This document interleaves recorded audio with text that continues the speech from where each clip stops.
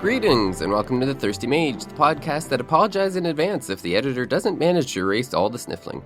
Welcome to our RPG podcast. I'm David Lloyd, and yes, it's October in Canada, which means it's cold and flu season here.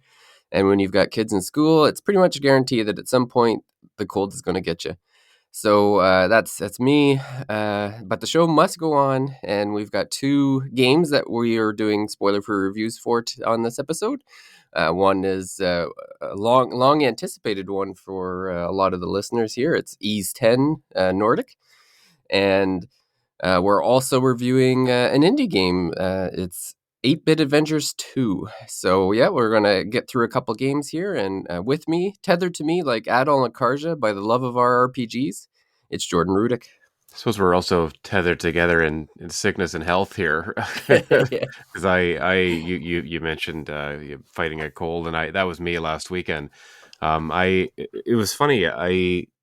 I've been kind of clearing out my parents' garage. I don't know if I mentioned that on the podcast because we've been only able to record together kind of sporadically here, but I've been cleaning out their garage, and we finally got to the crawl space, and I went in there, and it's really musty and goodness knows what's been in there over the years, but I was in there for about 15 minutes, and when I came out, I had the runny nose, I had the sore throat almost instantly, and I'm like, oh no, this is going to turn into something. And sure enough, the last weekend I was pretty under the weather, and the ailments just kind of linger, the symptoms just kind of linger, and so I've mentioned, off before we started recording that I'm kind of in the cough phase. So I'm hoping that, I will be able to use the mute button, or will be able to use the mute button strategically here as we record. But yeah, like you said, the show must go on, and we can't put off these episodes too long because there's so many games, and it's just stupid. I don't know how we're gonna get through all this this fall season of just so many mega RPGs coming out. I'll tell you, it's nice to get early review codes for some of these games that are coming, but the problem is the early review code comes out when, like Metaphor comes out, or another big game comes out. And so it's like, there's no way to do all of it. I'm beside myself with trying to figure out, find more hours in the day where we can fit in these games. But happy to talk about Ys and 8-Bit Adventure. We've both played each of these games here, but you've played more of one, and I've played more of the other. And so between the two of us, we've got a good amount of experience here. So it'll be good to dive into these ones, because like you said, I think people have been anticipating Ys in particular, and 8-Bit Adventure. The funny thing is, 8-Bit Adventure is one that I don't know if someone from the dev team or the PR team reached out to me a long time ago, or maybe I reached out a long time ago, just having kind of seen an image of it and be like, oh, this is right up our alley, to old school JRPG boys here. Obviously, this is one we're going to want to check out. So, kind of a long time coming, waiting for the game, I guess, to hit consoles, or to have a widespread release. We have to get into it. It's just a crazy time for RPGs. Yeah. Well, it's funny. There was a conversation in the Discord about how shorter RPGs are more manageable, and it's they're glad that some of them are coming out, more of them are coming out or whatever. And Paige chimed in and goes, "It's not the length of the RPGs that's the problem; it's the sheer amount of them," which is like totally accurate. It's like, it's one thing to have like 100-hour RPG, but when you have like 8 20-hour RPGs, then that's what kills you, I mean, I don't know that we've gone more than 30 to 40 days without like a big, huge, like brand name, like must play kind of RPG this year, or at least one that we've been really anticipating, like even Renatus, we didn't love Renatus, but it was one I think we were looking forward to, and we knew it was a big one that we wanted to talk about. So every month seemingly has had a game like that, or two. In the case of like October, here's a 2 or 3. Geez. Yeah. Um, and so, yeah, it's been funny to kind of just see how, our plans maybe to play certain games have worked out, or where even what platform we were going to play them on has maybe shifted. But yeah, I'm I'm just my brain is like ready to explode with like RPG thoughts, and it really is an embarrassment of riches in 2024 here, as we on the cusp of, new platforms being announced. The PS5 Pro is coming out very soon. And I'm not planning to pick one up, but I am curious about like impressions of games on these things. So, at the very least, there's lots of like kind of new shiny things to talk about soon too. Yeah. Well, exactly. Well, the new shiniest thing for us right now is Ease 10. So I guess we'll start off with that one. So yeah, it's funny. I was thinking back like to Ease 9, and it's insane to think that it was, I guess, 3 years ago now. Yeah, That yeah. game, 3, 4 years I feel like ago. we just Like, played it. I feel like we just yes. talked about it. Well, it feels that way, and yet I still like forget half the things about that game. Yeah, Um, but but that's our yeah, old age talking though. That, 'cause yeah, that's true. that's me too. Yeah. Yeah, it feels like that not that long ago, but then if you ask me the details, they're hard to come by. But Yeah. yeah, I was a big fan of Ease 9, and so I was looking forward to this one coming out. So this one's a bit of a. It's funny, like the Ease games, they've been around forever. Like they've been around since video games have been around. They started way back when in the 80s. They keep on making one every few years. We're up to 10 now, a couple offshoots and that sort of thing. But as the fact that Eves has been here for so long, and it still seems like one of those periphery RPGs. Like it's not. Yeah, for sure. It doesn't get the same kind of luster as, say, a Persona or Final Fantasy or Dragon Quest, something like that. But Neon Falcom's been around. Legend of Heroes is obviously a big series for us, but Ease has always just been there and been steadily, like just always good. Like it's just been a good, decent experience. And Hmm. for me, Eve's 10 so far is basically continued on with that tradition. Yeah, I feel like it is slowly and steadily kind of gaining in popularity, and maybe this is just a Falcom thing. It's like they're making very good games. We know that, we've talked about them, we've covered them, um, but it's just, getting them out to, the a wider audience, or whether that's like a marketing thing, just simultaneous release thing. For whatever reason, it's just been a kind of a drip feed maybe, of these games. I can't even say that because there's so many of them. But for Yeah. what, yeah, they don't get into the hands of so many RPG fans. But yeah, I mean, this is an RPG renaissance. It feels like, this year in particular, where you have sequels to games. You have, again, entirely new series from devs that are well versed in games like Metaphor, and the Persona teams that's working on that. But East 10, yeah, it's a really interesting game. I finished it a couple days ago. I'm not on the review. John is, but I did capture a lot of footage to help out with the video review for the game. Um, and after finishing it, I was kind of left like, yeah, like, I was satisfied for sure, but I wasn't sure kind of like how I felt about it, or where I placed it among like all the Ease games. What I do like about Ease as a series is they're also, um, Exceed and Falcom, I guess they're kind of working together or talking now. They're maybe becoming friendly, seeing an opportunity to make money here. And we are seeing like some of the older games in the series get re-released. So yeah, a long time series that, um, a lot of people obviously haven't played some of the original games that came out on Famicom or Super Famicom or whatever, or even PSP. Like, to see those games being brought forward is great. And the fact that you have this combination of like new Ease games coming out, again, Ease 9 only 3 years ago is crazy to me. That if you had told me like a year and a half, maybe 2 years, I would have believed you. Yeah.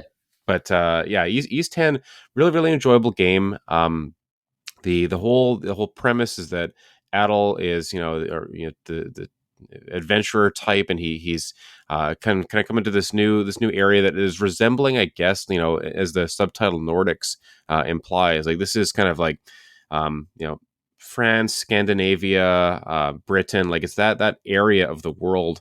And it's funny how they kind of Spain. They kind of change the names. They're very very similar names that they use in the game to kind of represent those nations of the world. It's kind of set in a past time, obviously. Um, but yeah, the world is kind of made up of all these little islands, and so you have a boat this time, and you're guiding the boat from area to area, kind of smaller, disconnected kind of zones, compared to something like Ease 8 or Ease 9, where Ease 8 takes place basically on one island. Ease 9, this city area. Ease 10, very different, where it's smaller spaces that you're going to. Then you hop back on your ship and you go to the next one. You encounter towns. You have opportunities to kind of liberate islands from the enemy. They're called the Grieger. Um, the I guess the big departure that I'm still wrestling with, and I want to hear more of your thoughts on this too, David, is um, only two playable characters in the game, Adol and Karja. Karja is um, she's like a princess, and she Like a has like these Viking princess a kind Viking of. princess, exactly, yeah, and she has these mana abilities that Adol ends up gaining access to, and so the two get tethered, as you mentioned in the intro, and so you play the game just as these two characters. You can switch between them at will. You can kind of combine them together to do like extra damage and these special abilities, but it's just the two of them. And so, yeah, I'm curious how you have been finding that dynamic, David. Just being able to control only those two characters.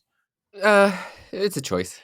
Yeah, yeah, Like, wouldn't have been my first choice. Like, I part of the reason why I loved Ds9 so much is that you had, by the end of the game, you had like six characters that you could. I think it was six characters that you could go through, yeah, and they all had like unique ways that they fought and unique powers and stuff. So it was kind of fun to cycle through them and keep things fresh or whatever. Um, so yeah, like you don't get that kind of freshness uh, of combat or whatever that in this game. And I don't know. And the combat itself just the combat was just a little weird to me. Like I don't remember how exactly how the combat worked in the last game, but like holding R button, the R1 button for individual specials, and then holding the R2 button and hitting something else for group specials, and hmm I kept getting confused, like especially when the combat's so quick and fluid.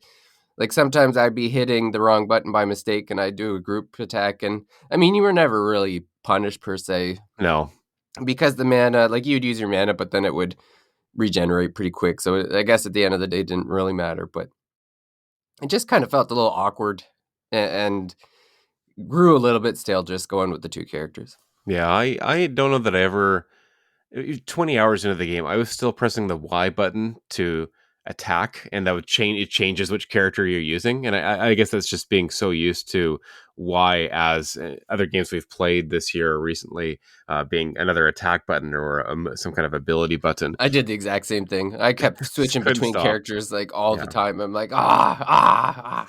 yeah. I keep seeing the characters call out their name when they switch in, and so Adol Karja, and yeah, it just keeps happening, and that's fine. It doesn't set you back too much, but it's just a funny kind of quirk, I suppose, of playing this game and maybe just being used to particular button inputs. But um, I don't know that the combat does kind of get a little stale for sure, having just those two.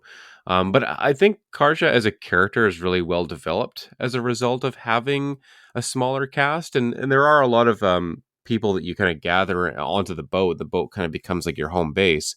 Um, and there's tons of side quests. There's lots of like side islands to go to. If you mainline the game, I think it's probably in the 20 to 30 hour range, but there's a lot of extra content there if you want it. I kind of just I rushed through knowing that I wasn't reviewing the game, but did want to I wanted to get through it and then get on to the next game. I knew that we'd be getting to Romancing Saga 2 and other game Metaphor and stuff like that soon. Dragon Quest, geez. But yeah, it's I guess I knew that was going to be something that I was maybe a little bit hung up on in some kind of previewing the game and thinking about this dynamic being different from 8 and 9. But I think it does work out in some ways, and just doesn't work out in others. And I think it's fine. You mentioned it's a choice. It is for sure, and I'm happy to see them kind of experiment and try something like this. And I do think some of the once you figure out some of their abilities and figure out a little bit of the nuance of Unlock stuff. combat, yeah, you unlock more stuff, and you figure out how do I really maybe customize Adol and Karja as kind of different characters. Maybe make one more adept at doing damage, and one's better at like kind of breaking down enemy defenses, or one's faster and one's more tanky. That's kind of how I built it. Like Adol was more damage dealing, and Karja was more defensive. So if I felt like the enemy was more in an attacking kind of pattern, I'd switch to Karja because she'll take less damage. She'll be a little more tanky. And then when comes time for me to put up more damage, maybe the enemy's stunned or whatever, like switch to Adol and put up more damage that way. I spent a lot of time just attacking with the two of them together. Like it felt really satisfying. And the abilities that you can dish out when the two are paired together or linked together are really, really devastating. They also they're just really flashy and like bright on the screen. Like it's fun to see. When they're paired up, like throwing out like a giant like fireball that has ice in it and becomes like a tornado of mana power or something. Like it all looks really cool. Again, really flashy, really stands out on the screen, really pops. So it was fun to just command these giant abilities when the two of them are fighting in tandem like that. So yeah, I think it did grow on me. I did kind of get accustomed to it, get used to it, even despite these switching characters so kind of randomly but unintentionally. But I did enjoy the combat. More focus on defense this time, because I remember Yes, in Eves 9, it was basically like all offense for me, which is usually how I play anyway. I And it think would be like yeah. comboing between the three characters, where in this one there was boss battles where like if you weren't blocking, you were dying. Yes, totally. I don't know that I don't remember doing any blocking or defense or avoiding things in Ease 8 at all. All I remember is 100% offense, and maybe Ease 9 was similar to that.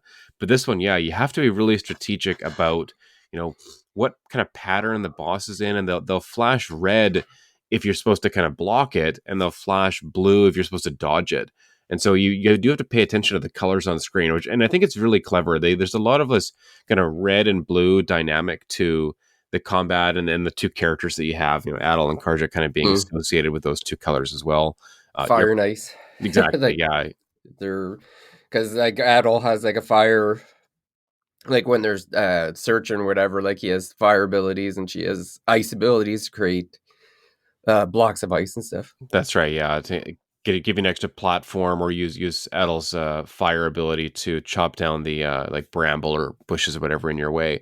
I rarely use those abilities in combat. I kind of just use them in exploration. I guess I would just forget about them. I'd forget I had them. And you do gain a lot of different abilities individually as characters, and then as a pair, so that I felt like I was kind of changing them up pretty regularly, anyways, as we leveled up and unlocked new points on the progression chart, or new moves on the progression chart. I'm constantly switching it up. You also want to switch up your abilities individually as well, because as you use them more and you master them, you gain, I guess, new opportunities or new things you can do. So it behooves you, I guess, to use a move a lot, master it, and then move on to something else, as opposed to just using the same thing over and over Yeah. again forever, right? So the game does incentivize you that way. Um, how did you find, David? I want to ask you about the boat segments, like where you're either exploring or fighting. Like, how did you find those? Yeah, it was all right. It was neat. Like I always enjoy like a good, because like the boat, you basically you start with like a rickety broken down boat and you have Yeah, certain attacks that you can do, and I didn't find it overly difficult to outmaneuver the other boats. Like it was basically like you try to hit them with the cannonballs to slow them down, and then you go in with a big attack to knock them out, and then you can unlock new attacks, and you can build your boat to withstand more damage and cause more damage. And so I guess that's kind of, I'm sure, where Falcom figured like some of the new you were walking around as characters, kind of the old, with in the overworld or whatever, and then to kind of break up that you have these boat segments where you're, you know, using a boat to attack, which, you know, I guess it was a nice break at the end of the day. Yeah, I thought that too. I mean, inevitably or ultimately the boat is quite slow to begin with, and even later on, once you've kind of upgraded it to an extent, I think that those parts can still be a little bit slow. Um, but yeah, I felt like it was a nice departure when when you're done with like the regular exploring and combat and stuff like that, just to move on to the next area. I have to get into the boat and hear the kind of passengers talking and um, having a chance to go and like do some side missions or pick up some new quests, talk to everyone on the boat, see what's going on. It was a good kind of change of pace, I think. Um, so just to talk about some of the things that do happen when you're on the boat. So there's a couple of like story segments where you get ambushed or you do have to fight your way out, and there is that kind of naval combat that happens. Um, there's two other kind of like things related to the boat where you'll sidle up beside another ship and you'll board them, and then you'll fight like a few waves of enemies. Yeah, um those are fine. Again, they're fine. Like it's nothing that someone who's played these recent Ys games would be unfamiliar with. You've seen this before. just These more kind of, combat, basically. it's just more combat, and so you can get like a ranking attached to those. What I thought was kind of fun was when you would do the ship combat to liberate a new island, and then there'd be a second segment where you have to go back onto the land and kind of liberate it or whatever. And so you'd go through like a little tiny dungeon, which had like maybe 2 or 3 rooms. Some of those rooms later on, they involve a lot of platforming, actually, like where you have to use like your grapple hook kind of ability and swing across beams, and kind of there's one in particular where it's really really vertical. And it took me a long time because if you're just used to the combat and the exploration, then it tasks you with a lot of the kind of swinging around and platforming kind of gameplay, and you haven't done a ton of that. You might not be super used to it, or just not as skillful with that as maybe the regular combat. So that was some of those segments were again particularly helpful departure, just because the combat again with the two characters and some of the land areas kind of looking kind of samey.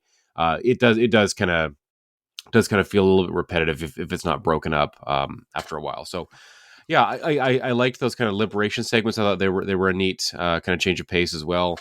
And it's fun to like liberate the island, get like a new crew member, and then you see like it's someone from the beginning of the game that you met before, or they're like a family member of someone on your ship, and then there's a little reunion thing that kind of happens, and so those are pretty charming too.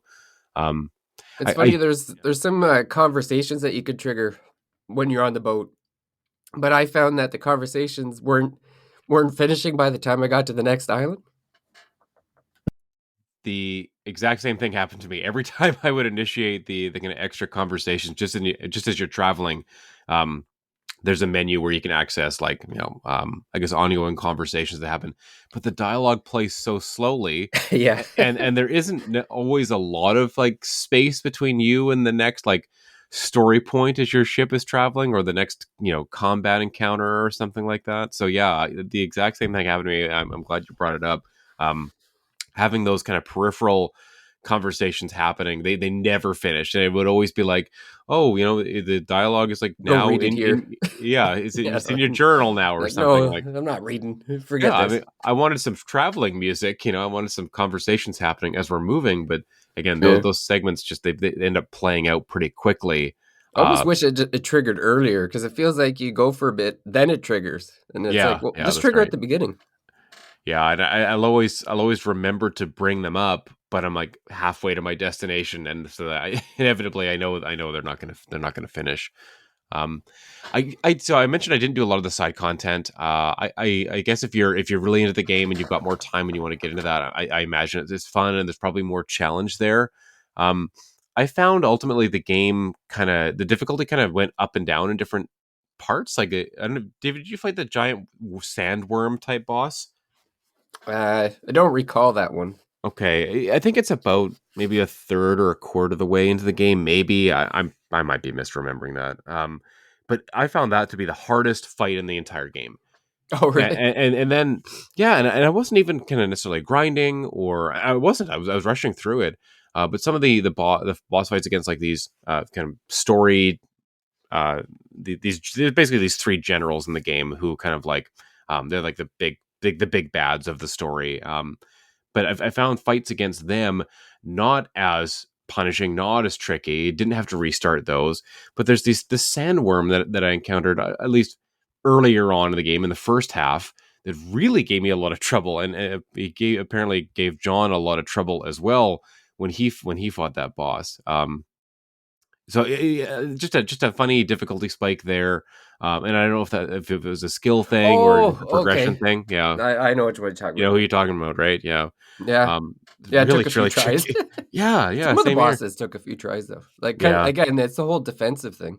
yeah, and again, I think it's earlier on. I think it really kind of tests you with like, okay, this is how you play the game. You know, you have to be prepared to do these kind of things with whether it's switching characters or there's some really cool things that happen if you defend at the right time. So again, if the boss or an enemy is showing like you like a red pattern or they're like glowing red, it's funny. That's almost reminiscent of Renatus a little bit.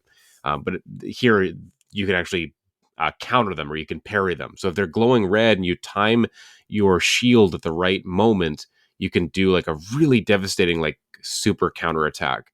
And I found once you get the timing better, or if you just block it, you're not going to take any damage necessarily.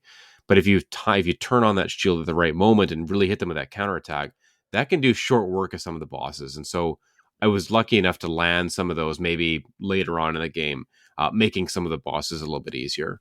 Yeah, that revenge meter where when you're blocking, it's multiplying your attack. That's right. Yeah, you can get up to like 2 or 3 times damage on some of your super moves, and yeah, you're just wailing on people at that point. So, I do like that. I think the combat, you mentioned the mana meter fills up again really fast, giving you access to more of your moves, and yeah, it's kind of feels like ease combat, but maybe taken to the next level or the next logical step. It's still fast, it's still dynamic, but now they've thrown in more defensive situations, which is fitting, I think. Like, it doesn't need to be a button masher. Like, I feel like Ease 8 and Ease 9 are kind of button mashy. This one's a little more thoughtful. Yeah, and I have to give them credit for wanting to evolve. Like, Yeah. it's nice that it's not just the same game with a new story. Yeah, totally. I think that it's not just, taking down the party to a just a pair of characters, but they've done this to facilitate maybe advancing the combat and advancing their storytelling too. I think again you get a lot of Karja. She has the most voice lines in the game, for sure, and it really does kind of become her story more than Adol's. Adol's kind of feels like a little more of a passenger here, um, and I'm It's trying kind of to that think. way in the last game though He too. is right. Yeah, he's Like, kind of just a bystander. yeah, he's almost like an observer who's kind of involved, but not necessarily the focal point. Yeah, that's right. Yeah, I'm not sure. Was there a demo for this game, David? There's been demos for everything, and I don't know if this one had one. I don't remember a demo coming out for this one. Neither I do know like I. the Japanese version came out much earlier, Yeah, I want to see if so I there's don't know if that affected it or not. there is a demo. Yeah, so I think that would be, and I think there's a fair bit of progress you can make here. The demo, at least this is a demo in Japan. I don't know if it came Oh to the yeah, maybe West, that's right? it. Yeah, Yeah. yeah. Because I see demo available 11 months ago. So I suppose that would be an okay way to try out the game if you have access to the Japanese version or on whatever platform you're on. You can just make a Japanese account on Switch for sure. And Switch is where I played it. So I will comment on that before we get to 8-Bit Adventures. Um, the performance is quite solid on Switch, actually. I think anyone who played Ease 9 especially will remember just how much of a dumpster fire that game was in terms of performance. Um, Frame drops all over the place, lots of slowdown, lots of pop in. Just didn't run well at all. It didn't look particularly great either, whether that was on TV mode or handheld. East 10 Nordics, really different situation here. I think Falcom recognizes that there's a huge fan base for this series, for these games on Nintendo. And so they definitely prioritized East 10 on Switch. My understanding is it was the lead platform for development. and it's a new. I didn't realize this, but it's obvious if you play the game. That this is a new system that the game is running on. So or new engine, I should say.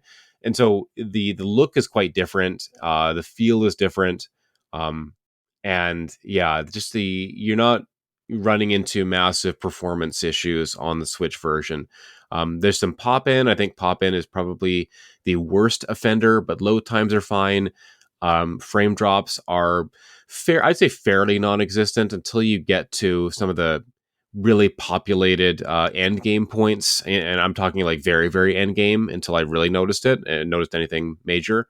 But yeah, otherwise it looks and just runs really, really well on Switch. So I don't think you're making much of a sacrifice playing it there. I played and this is funny for me. I normally play a lot in handheld mode. I played this game very sparingly in handheld. I played it on the TV most of the time. David, I think I'd mentioned that I'd been looking for an OLED TV and I finally got one. Oh yeah, So playing this game on the OLED screen looks really, really sharp. There's lots of color in this game. It's obviously not a game filled with interior spaces. It has a lot of outdoor areas, whether you're on the ship or just kind of going through like some mountainous or beach area on one of the many islands of the game. But yeah, it looks really good. I think the new art style that they've got for this game really, really works with a younger kind of adult, and it's kind of I guess the island again, the island kind of setting, the Nordic kind of setting. But yeah, it's performance wise. Don't think that you're really making a sacrifice on Switch. So feel free to grab that one. David, were you playing on Steam or PlayStation? I couldn't remember. I played on my PS5, and it Okay. plays and looks fantastic as it should. Yeah, excellent. So, you've got a lot of options here. Wherever you want to play, you're probably going to be good. Um, is this from you? Is this like a full throated recommendation, or is it kind of like you have to be like an Ease fan? Is this a good place to jump into the series? What are you thinking there? Yeah, I think East fans will enjoy it. I think if you're new to RPGs, it's fine to jump in. Like all these games, it's kind of like, I mean, it's not Final Fantasy in the sense that it's a different story completely, but it's also not connected to previous stories. Yeah, So like you don't have to know what's going on with Adol in previous stories to know what's going here. Like it's a brand new story with, you know, you might see obviously Dogi's there, but like yeah, of course. you don't need to know their relationship or anything. Like they're just a couple adventures, and the story is fresh and new. So it's easy to go to like 10. You could go from like 10 to 8 to 9 to 7. Like it doesn't matter. Yeah, I mean that's the kind of really nice and special thing about Ease is they don't mind kind of jumping around the timeline. It's like, hey, we've got Adol, a character from anywhere from like maybe 15 years old to 35 years old or something. I don't know if he's ever 35 in a game. He always seems pretty Well, and useful. it's funny. They made a point of saying like I don't know how many times that he's 19. Like Yeah. they kept going 19, 19. I'm like, okay, we get it. He's 19. Yeah, exactly. Like, yeah, they do kind of beat you over the head with his age a Right at little the bit beginning. here. I don't know Yeah, why. Like 5 or 6 people all make a point of saying he's 19. yeah. Yeah, I don't know, but I guess that it is a fun thing about the series is that it has a timeline. Any particular game can be anywhere. It can be you know way before the previous game or after or whatever. It doesn't really matter. And you'll kind of just know, looking at Adol and the game might beat you over the head with his age or something like that. But Yeah. I think this is a good one to jump in if you've never played an Ease game before. I think it's pretty approachable. I think it teaches you the combat well.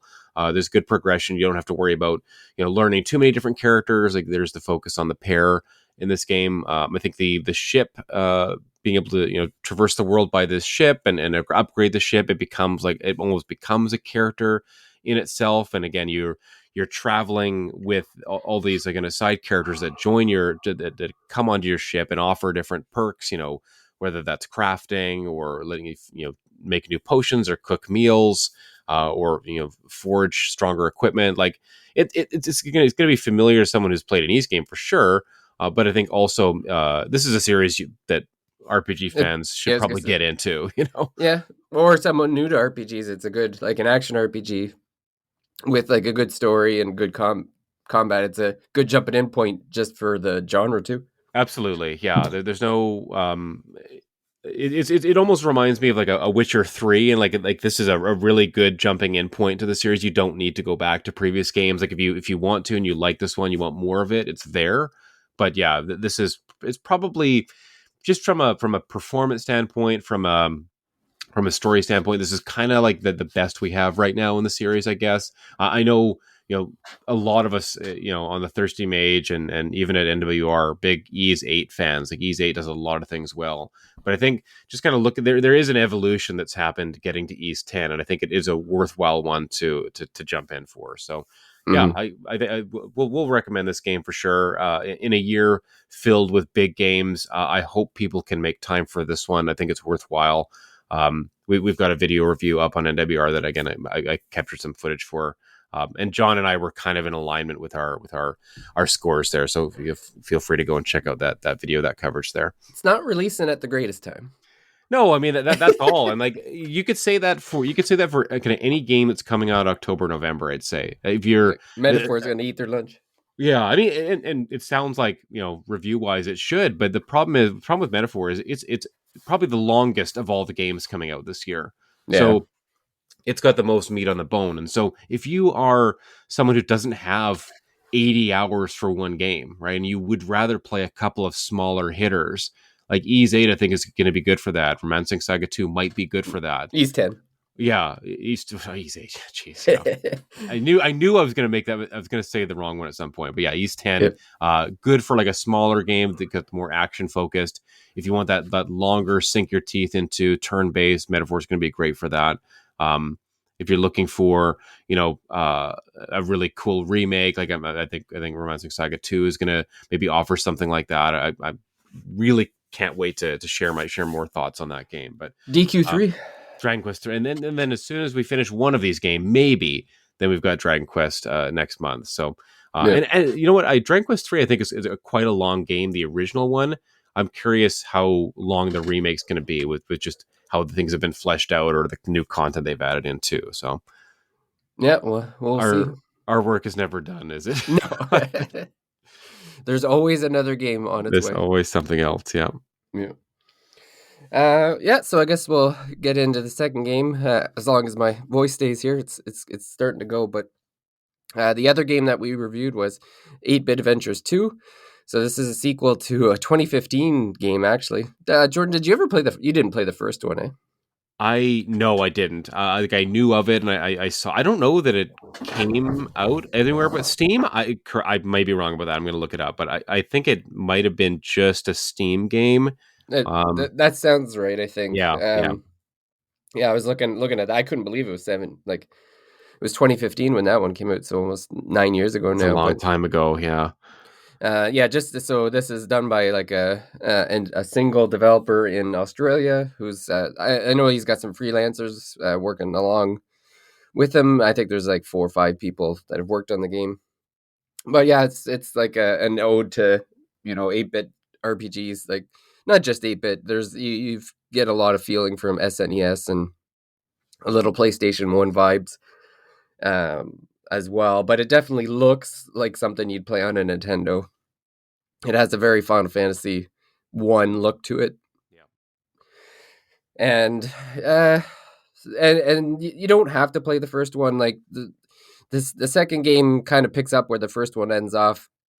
And they do enough world building in the second one where you kind of get the gist of what happened in the first game. There's like a little summary at the beginning that kind of explains it. But essentially, there's like a world that was saved by 3 characters in the original game. And in this game, those 3 characters are still kind of around. But then the game is more centered on this kid named Charlie. And there's another threat to the world, and so the 3 characters get together along with Charlie and a couple other characters, and there's a lot of like meta to the game. Like yeah. the world is controlled by a computer, and the villain in this game, or the antagonist, is a glitch who's screwing around with the world or whatever and trying to take over the computer, and so there's lots of traveling.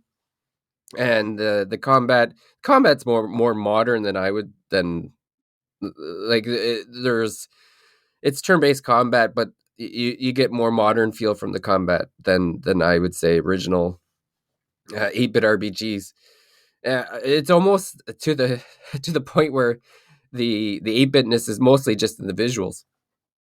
Like there's a lot of modern improvements. Like there's no random battles, like you see them on the screen and stuff. And I'd even argue that the battles are pretty few and far between, really. It's funny for an RPG like this. Like we remember like old style kind of turn-based RPGs that have a look like this, where the random encounter rate is ratcheted up to 11, right? Like I think of like Breath of Fire, like Final Fantasy IV, games like that. There's a lot of random encounters in these games.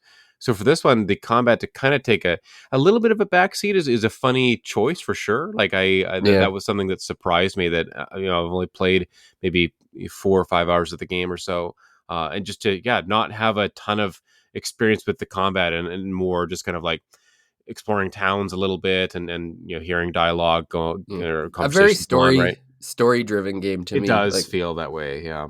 yeah, there's a lot of time like you're listening to the stories and uh, kind of going, yeah, like you're going to new towns, meeting new people, but it's a lot of dialogue, really, like more Hmm. than I was expecting for a game that was supposed to be kind of based in that 18-16-bit era.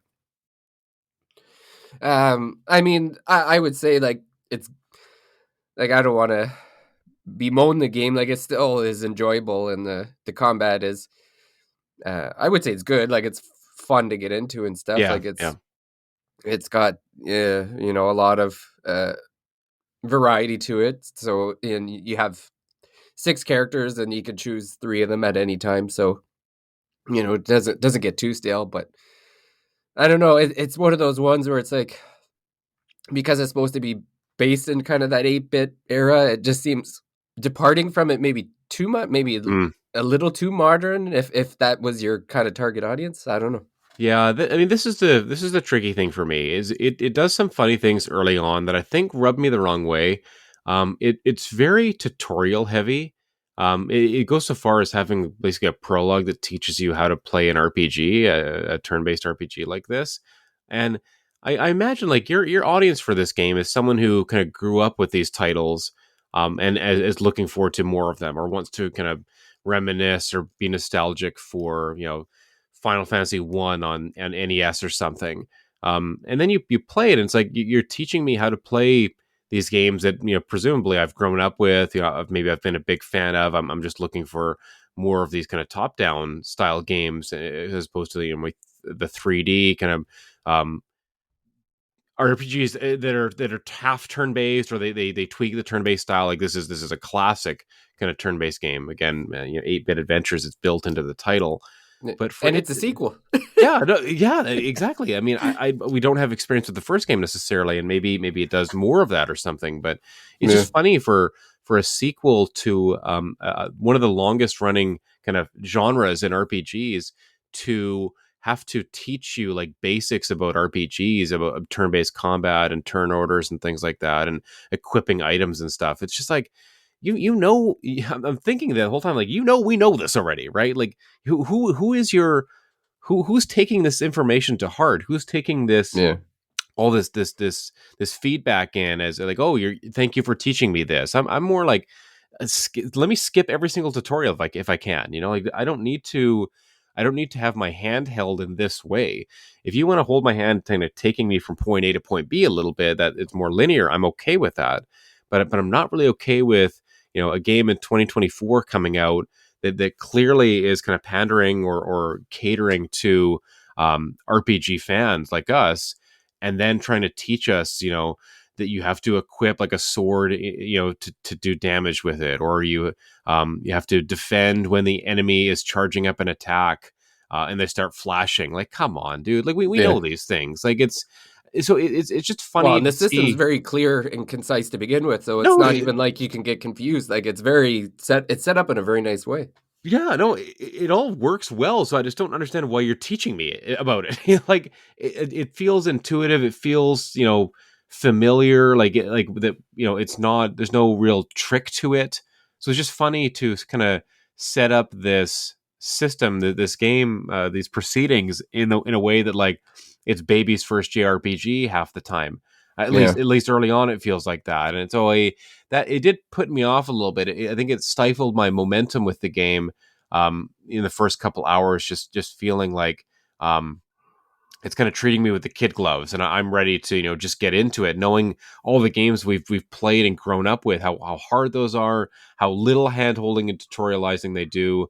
Again, if you're a big JRPG player, you've been through the ringer, you've done all you've kind of been hardened in the fires of like really difficult battles and really obtuse systems, like saga games and stuff like that. We've been there, done that, and I wish there was just a little bit more respect for that time, or that Yeah. experience that we have, I guess.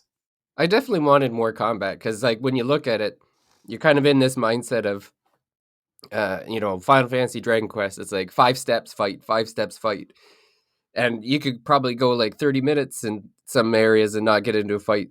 So Yeah, it's like I guess it's just your mindset. Like you're kind of going in with this like mindset of, okay, we're going into the dungeon area. It's time to brawl, and then there's like 5 or 6 fights, and then it's the boss, and it's like, oh man, that was short.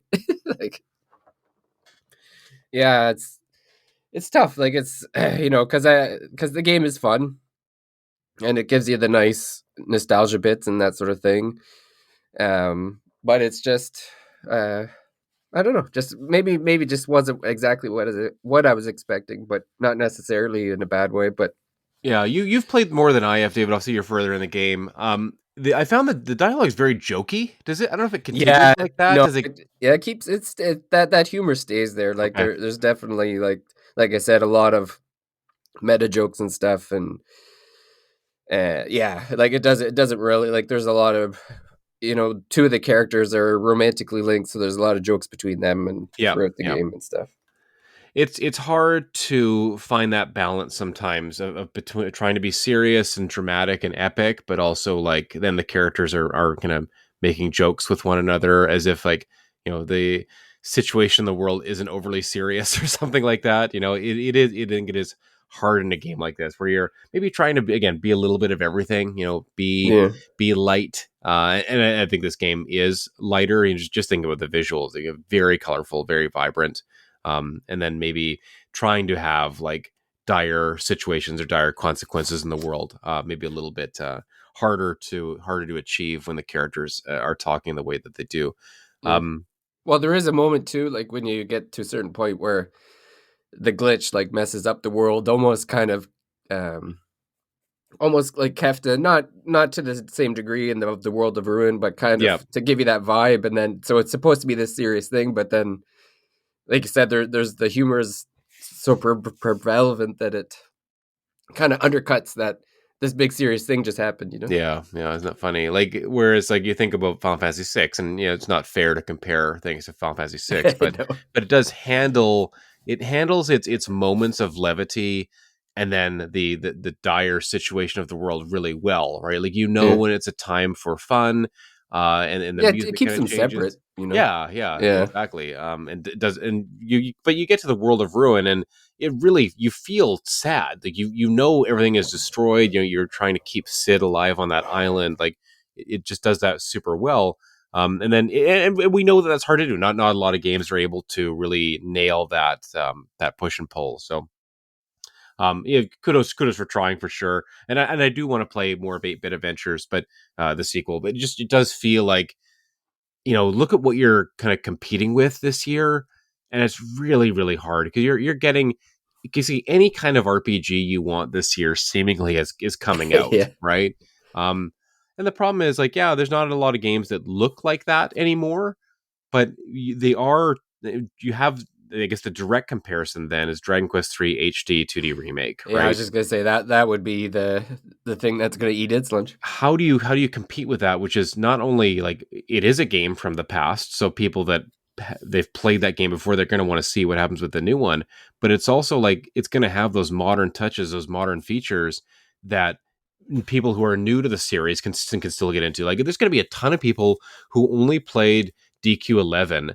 This is going to be their next game, right? It's going to be their next Yeah, Dragon Quest game, and so they're going to be like, oh, this is like what it used to be like, right? So they're getting that nostalgia, they're getting that perspective, I guess, on the past. So yeah, just a really tough year for something like 8-Bit Adventures 2, I think, to really stand out, or to draw like attention, to draw mind share. It's tricky for them. I think you really had to do something maybe fresh or unique, as opposed to being a little bit handholdy and maybe just not standing out in the way it needs to. Yeah, I almost wonder if it should have been like a brand new game. Like trying to be a sequel to a 9-year-old game is tough, Yeah, especially when it's an indie game that probably, I'm sure it had a pretty decent following, but any kind of sequel to something like that would be tough. yeah. I'm just kind of having a look at the Steam page for the first one. So I don't know if it got like a remastered version, or it might have originally come out before 2015, and Oh, then really? had a remastered version in 2015. I don't know about the whole timeline here, but Well, then the game we played, like, technically came out in January, but it's been ported to everything else as of now. that's right. Yeah, I mean, it looks like there is positive reception for the first game at least, and curious, what people think about the second one coming out here. But yeah, it's um I want to play more before I kind of render like a more final verdict for sure. I do plan to review the game. It's just it is going to be on the back burner a little bit for me, with some of these larger games coming out. But I do want to give it a fair shake, and it sounds like David, you're I'd give I it a imagine, light recommendation. Like, yeah, it's tough to recommend it over with so much coming out now. yeah.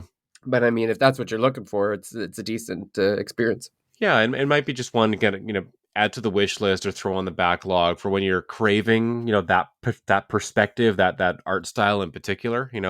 I like, and even the combat perspective is just like Final Fantasy Mystic Quest, and which is a funny throwback to maybe kind of reference or be giving a nod to, right? Not the Final Fantasy I'd want to be compared to. No, I mean, it's obviously like a black sheep, even though I think it's maybe slightly underrated, if anything. It's not a horrible game. It's just, again, you look at what it was compared to, and I think that's maybe where my impression is right now. Like, if you compare this game to all that's coming out around it, it's a tougher sell for sure. But I Yeah. think that I think there is some heart here, and some charm, and so yeah, I want to play more before I say anything further. But yeah, I think just it's just really tough to stand out right now for sure. Yep. Um, so I think we're getting kind of close to the end here. We wanted to give both games here, East 10 Nordics and 8-Bit Adventures 2, a fair shake, and share some impressions with everybody. I think we may update impressions on those two once David's further into Ease and I'm further into 8-Bit. But it's just a matter of, like, how will that happen? How will that come to pass, given just how full the schedule is right now? Tougher now that Metaphor is out. I know, exactly, and then it's going to be tougher next month with Dragon Quest, and Yep. even Brothership. Like, I want to play that game, or I want to check it out, especially if the reviews are good for the new Mario and Luigi game. Like, we are spoiled right now as RPG fans. Like, Farmagia is another game that I have an eye on. I'm curious about. I'm sure there's one or two that I'm forgetting as well that Oh, I'm I'm sure. interested to Or see that are more of. gonna like shadow drop out of nowhere. Yeah, yeah. Well, I mean, even Fantasian, like, I'm curious how that's going to review. I'm probably not taking it on myself, but that's a December game, right? Like, that's Fantasian Neo Dimension.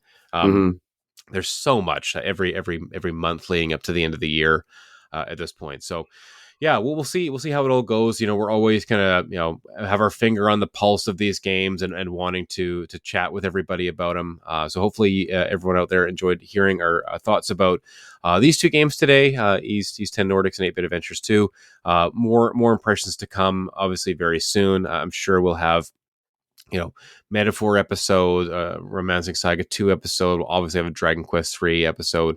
I know Casey has been kind of not goading me, but kind of picking at me about whether I'm going to be playing the Diablo 4 expansion. And my friend who worked on the game is also like, I can get you a code for it. And I'm like, it's not even about getting the game. It's about finding Time. time for it, right? Like, I played so much Diablo 4 this year, and really, really enjoyed my time with it.